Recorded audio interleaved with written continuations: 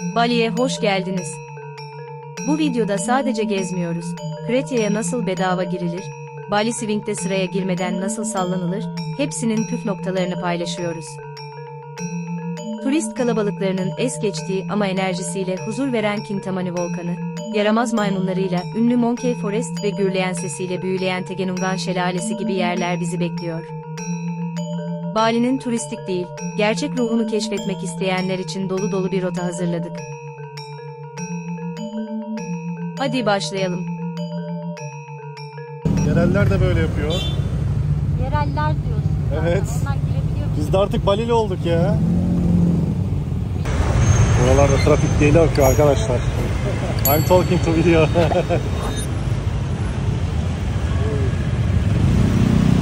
İnsan, araba, motor. Taman Dedere'ye geldik arkadaşlar. Cennet bahçesi, tanrıların bahçesi anlamına gelen yer ve oturduğumuz yerin manzarası böyle.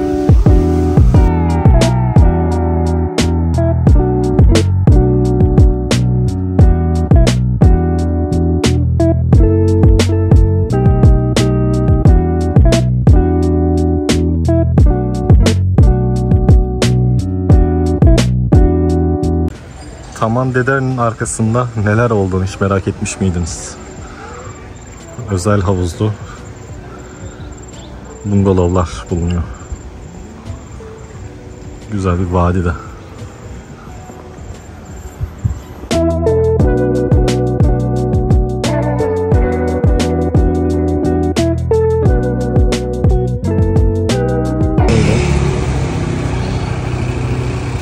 Gojek göster. Gojeklerle uyguna her yere gidebiliyorsunuz arkadaşlar.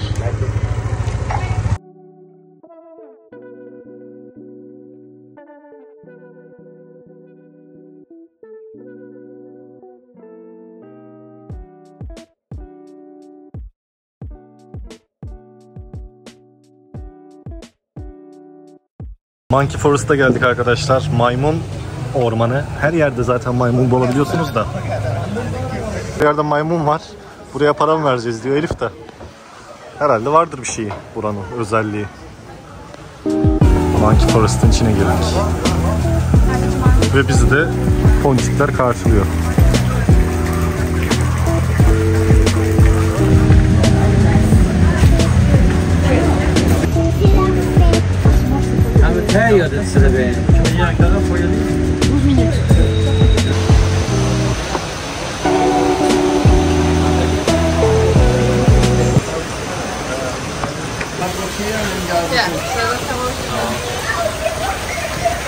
Maymun ormanına gelip kanyonlarda dereleri görmek. Ama şura cidden etkileyici ya.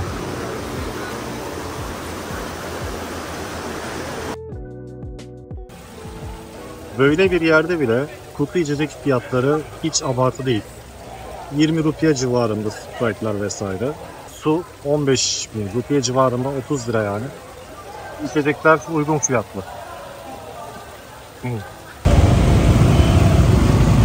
Gojek kullanmak böyle bir şey arkadaşlar.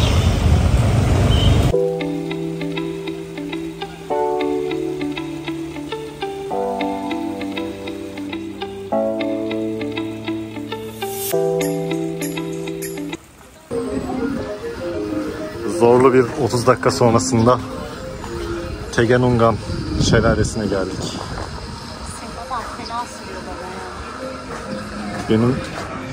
Benim Grab'in motoru da bayağı büyüktü yani.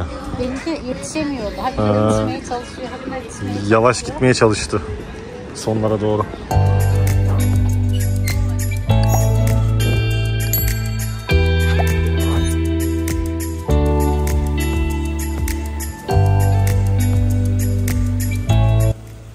Bali'de her yerde bulabileceğiniz bu çeşme tapınakları arkadaşlar. Arınma ritüelleri gerçekleştiriliyor burada. Her bir çeşmesinden içtiğinizde tüm dileğiniz gerçek oluyormuş. Ama bir durum var ki özel gündeki kadınların buraya girmesi yasak.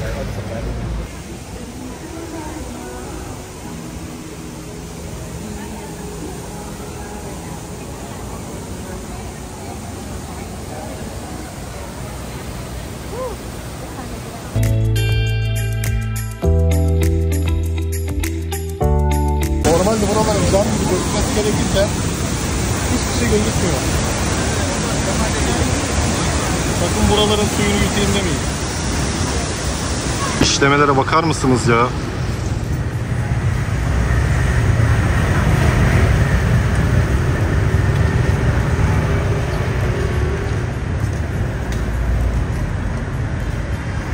İyi uğraşmışlar.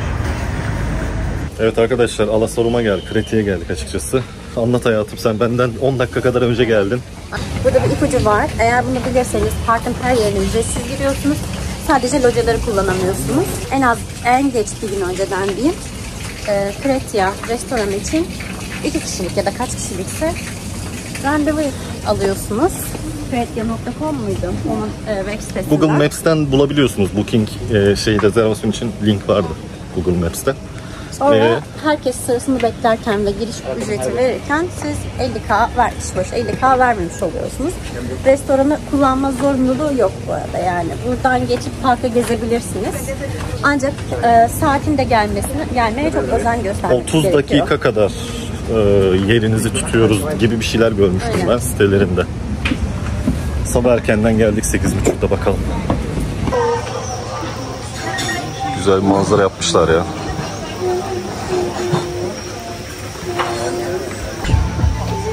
Elif sonunda bol söyleyebildik arkadaşlar. Bol neydi Türkçesi?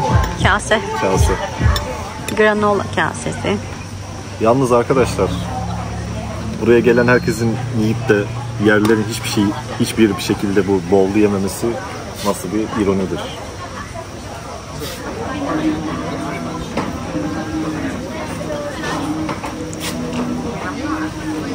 Tatlı niyetine. Özellikle granola. Müsli. Başka bir olay değil yani. Granola. Ama çok tatlı bir şey. Ben bunu niyetine yerim ya, kahvaltı yerine değil. Kahvaltının arkasında meyve diye alsın. Tatlı çektiğini söylerim ben bunu. Mantıklı. Bollarla doymam diye gittim. Tavuk sosis aldım. Yanında hiçbir şey getirmediler yani. Ekmek var, ne pirinç var, hiçbir şey yok. Nasıl doyacağız? Şu çok turistik olan salıncak kısmına geldik. Salıncak için 225 alıyorlar. Uzun elbise için de 175 alıyorlar. Evet, o turistik alan burası arkadaşlar. Herkes şöyle kırmızılar içinde görüyorsunuz. Ya da pembe. Salıncaklar Super Extreme daha yüksekte. Manzarası daha güzel. Bir de böyle daha kısa çiçeklerle donatılmış olan var. Daha ucuz.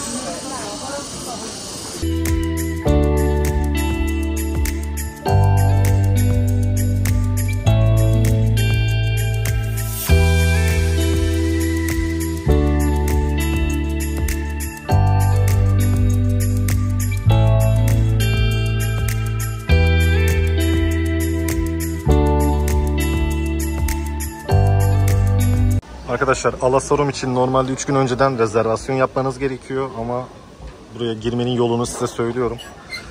Kretia'ya kahvaltıya geliyorsunuz sabahın 8'inde, 8.30'unda. Kretia'da kahvaltınızı yaptıktan sonra sabah erken vakit olduğu için Alasorum'un havuzlarına da giriş imkanınız var. Bu salıncağa da gelme imkanınız var. Hiç rezervasyon olmadan, sıra beklemeden ya da çok az sıra bekleyerek bu imkanlardan faydalanabiliyorsunuz. Bizim kahvaltımız 240.000 tuttu. Bir tavuk sosis söyledim. Elif de bir tane kase söyledi. Bowl diye geçen Bali'nin ünlü. Bir çay, bir de ice coffee, buzlu kahve. 240 civarı tuttu. Vergileri burada fiyatlara dahil etmiyorlar. Sonradan dahil ediyorlar. 3-5 kişi bekleyerek ancak çok rahat bir şekilde bu imkanlardan faydalanabiliyorsunuz. Kızları böyle sıraya diziyorlar arkadaşlar. Sırayla salıncağı alıyorlar o sonra. Yaklaşık 10 defa sallanma oluyor. Haydi bismillah.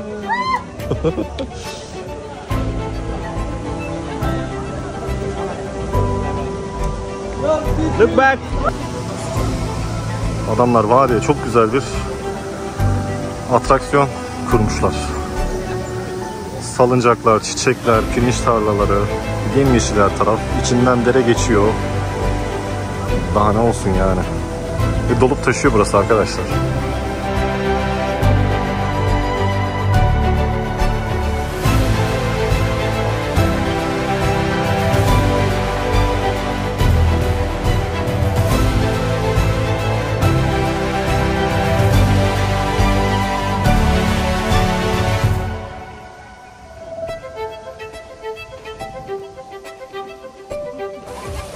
Şu anda Alasarom'un finish tarlalarından sonra ve salıncaktan sonra yüzme havuzlarına girdik arkadaşlar. Burada tam da fakirlikten konuşuyorduk. Fakirseniz ve harcama yapmak istemezseniz restorana gelip bir şeyler, yani ucuz bir şeyler yiyin. Sonra burada hem finish tarlalarını dolaşabilirsiniz hem de havuzda bedava yüzebilirsiniz. Tüm havuzlarda hem de. Bir şey içmenize de gerek yok. Parkın tamamına girilebiliyor. Aynen. Sadece aktivitelere para ödeniyor. İçeceklere, yiyeceklere para ödeniyor. Bir de localara, oturulacak localara ödeniyor para. Oturulacak yerlerde ne kadardı? 3 miydi? 3 milyon muydu? En ucuz galiba 2500 müydü? 3000 miydi ne? 3 milyon harcama 3 yapmak milyonda gerekiyor. 3 milyon rupiye 6000 TL yapıyor arkadaşlar. Yani 3 öğün yemek yiyip belki sürekli içecek içerken çıkarabilirsin. Onu Bence çıkaracağını çıkmaz ya. anlamadım ben. Onun dışında dediğimiz gibi fakirseniz de gelebiliyorsunuz buraya. Parayla değil, yani gezmek parayla olmuyor gördüğünüz gibi. Buraya 0 TL sadece motosikletle gelebiliyorsun. Motosikletle gelirsiniz, içecek söylerler. Basit bir kahvaltı yaparlar. Kahvaltı da pahalı değil yani. 45-60 rupiye arasında değişiyor. 100-120 lira. Hiçbir şey. Öyle yani. Gayet güzel ortam. Sıra sıra şöyle havuzlar var.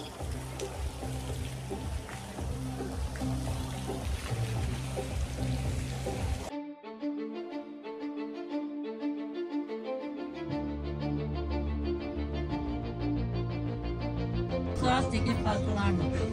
Motosiklet kiralayıp şöyle güzel bir Kintamani Batur volkanına geldik. Aktif volkan içindeyiz şu anda. İç içe iki kalderadan oluşuyor ve yol, ne denir, o kalderanın kenarının üstünden gidiyor. Çok güzel, anlatılmaz, yaşanır. Şöyle avuç içi gibi bir şey işte, kaldera, çöküntü oluşuyor magma patlaması olduğunda. Bir tane en son patlama 2000'de olmuş arkadaşlar. Şimdi buradaki Jody garsona sorduk. Böyle aşırı fazla değildi, böyle lav atmış. Akan lavlar da siyah lav olarak kurumuş. Bunu da turizm açmışlar. ATV offroad arabalarıyla gidiyorlar buraya, tur yapıyorlar. Aynı zamanda aktif volkan olduğu için şurada aşağıda bir tane de doğal bir hot spring, ılıca var. En yüksek noktası da burası, Bali'nin. Ta bizim o Nusa Penida'da, nereden, Gili Travangan'dan gördüğümüz yer.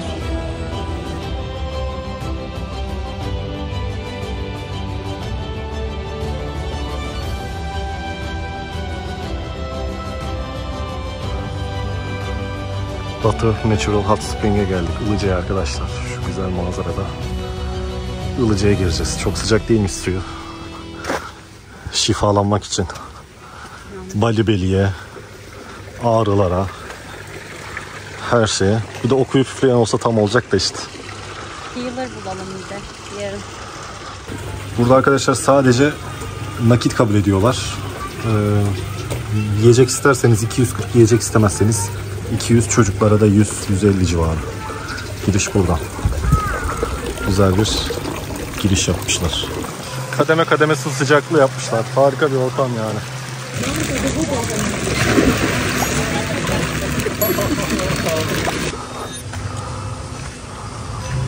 Gözlere bak, gözlere. Şunun daha iyi belli olur. Bayağı büyük bir tapınak. Bali tapınaklar şehri. Tapınak var, yıkmak istemedikleri için de yollar karman çorman. Bizim Türkiye'deki çarpık kentleşme gibi.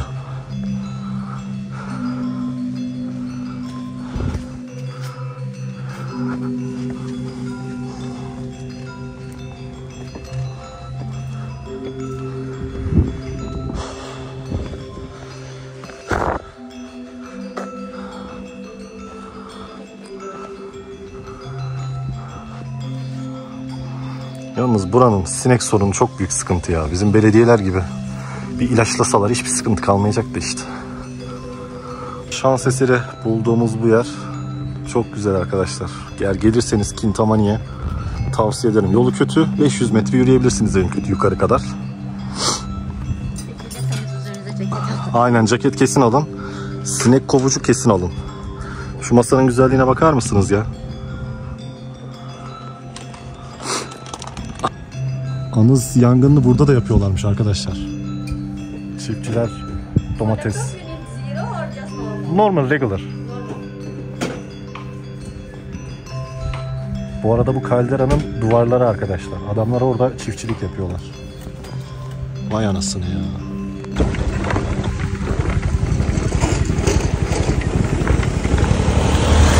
Anlatıyor, bu geliyor ya.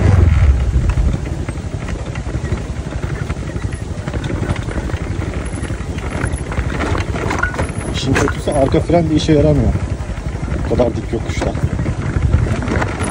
Yoksa bastırmasak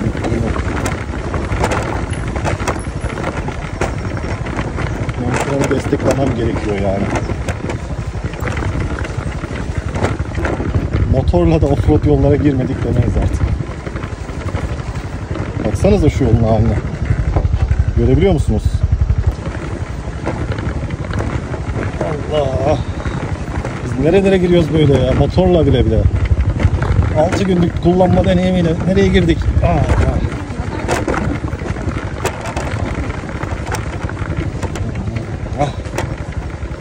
Of!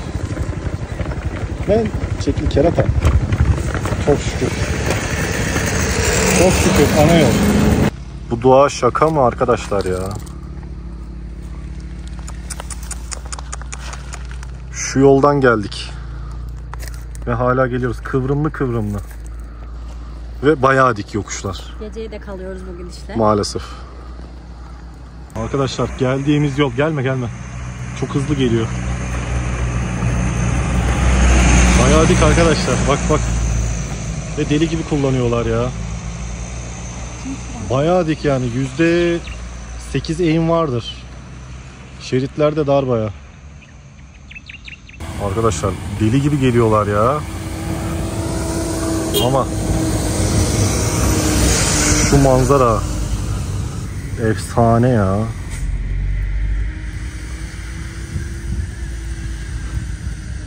Volkanın kraterinin duvarının üstüne ev kondurmuşlar. Yani çok enteresan. Karşıdaki otelleri mi gösteriyor? Karşıda Kintamani, Batur Gölü. Çok iyi. Kamyonlar bitmiyor.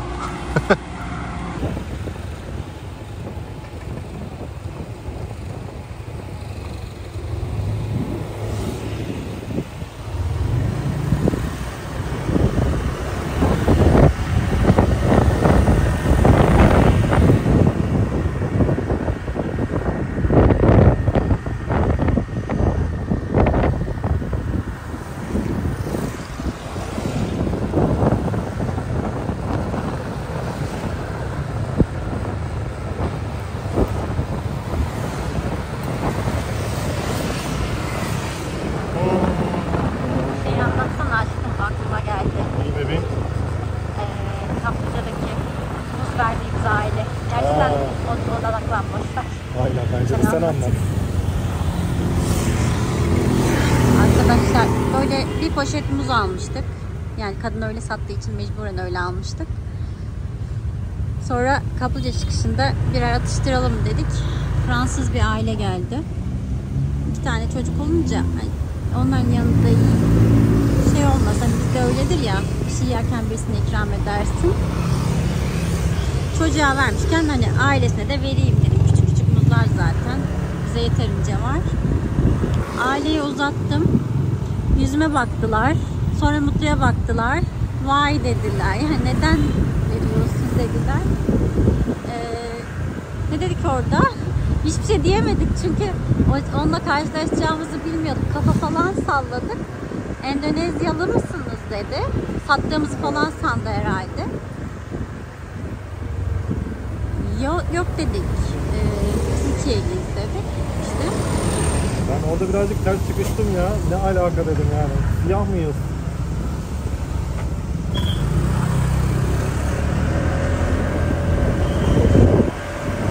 Siyahi miyiz yani? Beyazız dedim.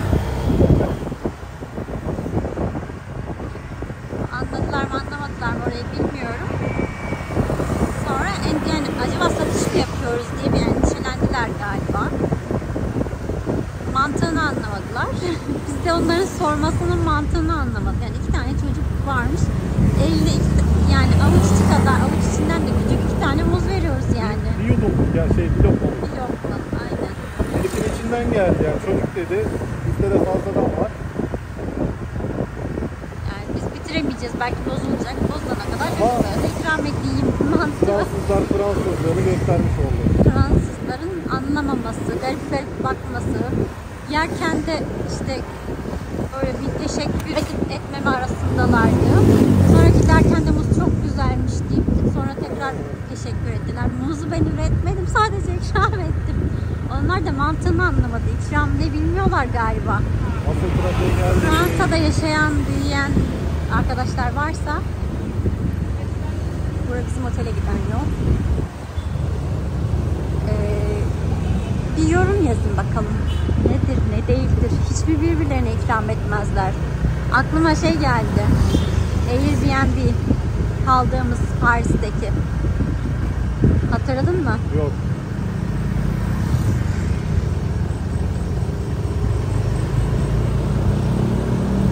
Meyve almıştık da evdeki ev sahiplerine ikram etmiştik ya. Trafiğe çek trafiğe. Onlar da garipsemişti.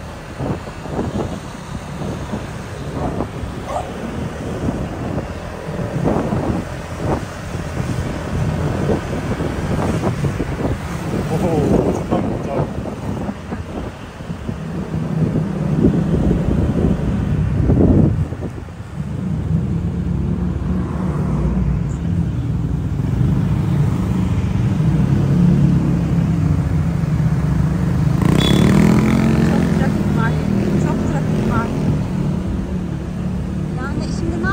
Araba geliyor.